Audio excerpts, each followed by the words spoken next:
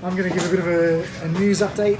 I think we're going to get Damien to talk a little bit about how MicroPython's tested. We've got Andrew talking about Jupyter Notebooks and how you can use that to program MicroPython. And I'm not sure what we're going to do with Peter, or are they going to give him a demo or...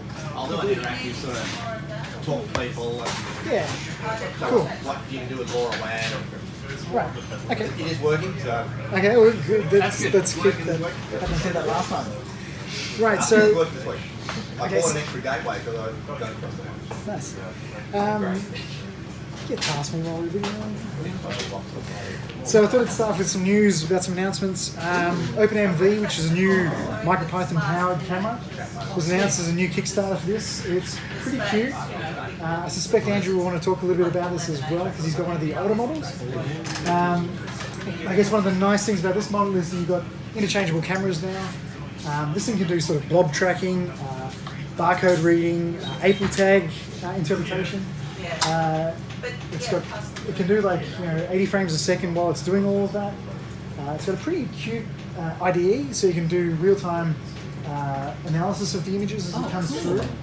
I think they're selling for about $50 by the time you get shipping involved to Australia for the base model now. We're expecting to have it come out in about March. You can buy the older model, which I think Andrew, you got a copy. You got one of those. So we can have a look at the older model tonight. But it's a pretty neat thing. If you've got to do sort of image manipulation or that kind of stuff, it's pretty nice. All MicroPython, all open source. Next one, which is I've got to play there's a video which I'll show you guys later. But we were talking about the Tiny FPGA last month, Tiny FPGA BX, great little development board for FPGA development. Quick look at it here.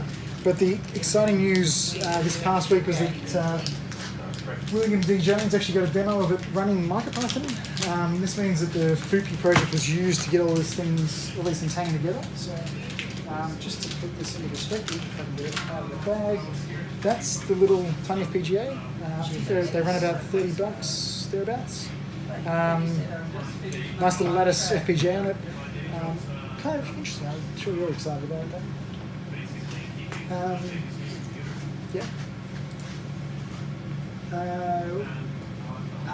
Peter's got one of these gateways here. This is for the LoRa gateways. Adafruit started stocking them. They're actually out of stock right now, but they're at $350. It's just sort of it was nice to see that the LoRa is taking off and becoming accessible. So I thought that was pretty cool. This one's all geared up to work straight out of the box in Australia. CircuitPython actually just announced this week their 4.0 alpha release, so it's their first release of the 4.0 version. A little bit more hardware support, and one of the big things they're adding is this display I/O to help you work with displays that you might connect to an embedded device. So that's kind of interesting. I thought I'd give a quick public service announcement because I keep seeing people who are not really aware that mainline MicroPython actually supports the PSRAM ESP32, so if you know what that means, you can use mainline MicroPython. You don't have to use the Lobo port for it. So we can talk about that later. There's also a contest on at the moment. We've only got I think it's October 1st is when the entries close, but if you're working on small boards, I know a bunch of you guys are, there's a contest that Hackaday are running to see who can do the coolest and most awesome thing in a 1 square inch board. So it doesn't have to be 1 square inches exactly, but its area has to be 1 square inch. So I've got a project in mind. Kind of leads me into the Tiny Pico, which is it's a new ESP32 board that some people have been working on, mainly Sion, but also myself and Oliver and Sean. We've all been reviewing the boards because it's a small little ESP32 board, and this is something I've been wanting for a little while. Have you got one? Yes. So it's a little one. I know there's a few people working on these kinds of boards, but after we met last month, Sean sort of took it and ran with what I really wanted, which was a small ESP32 board. This is Rev 1. We've actually made it a little bit smaller, so doesn't yet have PSRAM, which is a known feature that we might add in the future. We're starting to run out of space. It does have battery charging on board. Cool. So yeah, we'll show off that a little bit later. This thing skips to the next. So just looking at it quickly in comparison, like these are the other Pico D4 boards. Now, For those that don't know, the Pico D4 is a slightly bigger package of the SP32, but it's got the oscillator and some flash on board inside the package and a bunch of passives. So this is a little bit larger than the regular chips you use for SP32. These are all using that particular chip, but they're all a lot larger, and I wanted something small. So that's what we've got. Now, Sion's been recording some videos on YouTube you can go watch about putting these things together and some of the design decisions we made.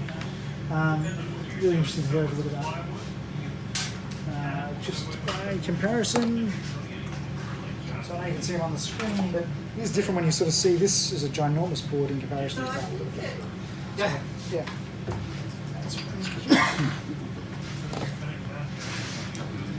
Okay, so from last month we talked about all these boards.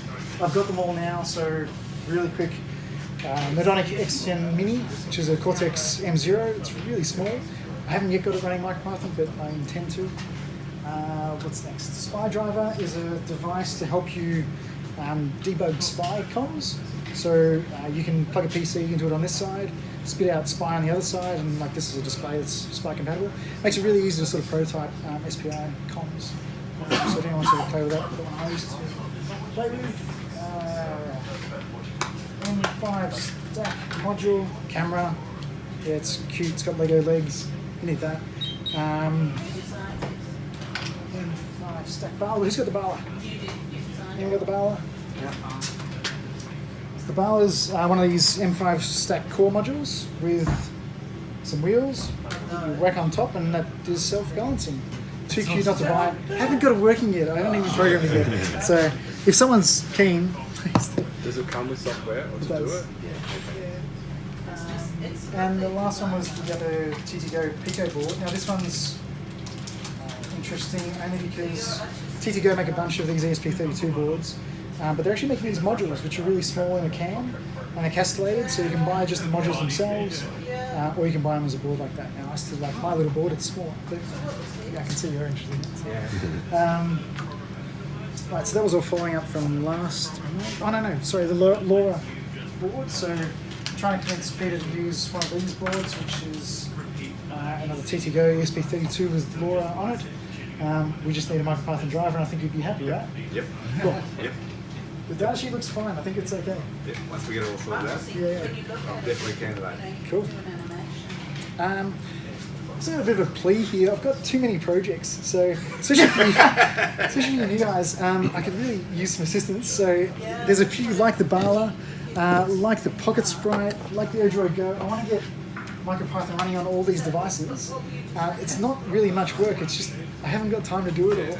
So if anyone wants to take some of these off my hands, I'm happy to loan you the hardware for a month or two to figure these things out. There's the Squix as well.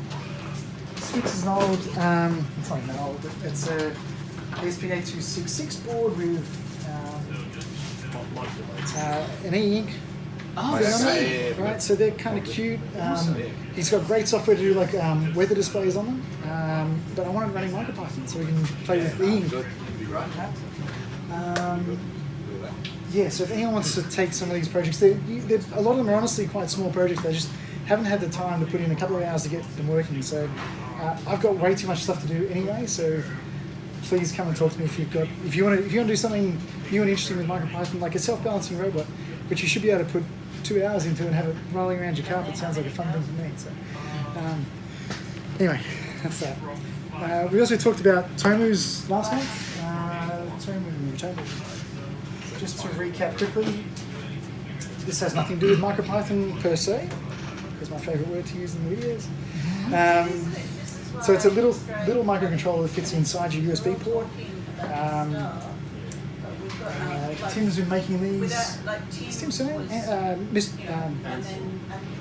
Mithra, I'm getting confused. Mithra is his handle, Ansel's his surname. So Tim makes these. They're pretty amazing. They've got like the little touch buttons on the outside. They've got 2 LEDs on them. He was good enough to give me a few to give away. Ooh. So who'd like one? But before you answer, there's a caveat. Tim insists that you do something with it. So I haven't got enough for everyone, but for those of you that are interested, let me give them away. You just got to do something with them. So we've already got binaries built for them. So there's a few things like you can get them to flash LEDs, you can get them to act as like secure, enter something as a USB keyboard. Even if you just run those like a binaries. security key kind of thing. You mean? That was his original design for it, to act like okay. as a UB key competitor. Yeah. So yeah, he's got that. I've got some of these. Maybe I'll put them up here. So I've got about 7 of them. So who'd like one? Yes. Oh my god, it's tinsy! Yes. I'll give him one again. That's, and thank you, Tim, if you're out there. We appreciate that. We'll make sure something happens with them. Primary question. Yeah. Is the hole so that you don't get it lost in the USB port? There's right here, is that for like threading through like a little... There's a little hole to locate it, so when you put there's a plastic case for it, which allows it to fit properly in your USB port. Okay. So it locates it and locks it into the case. Yeah. Yeah. There you go.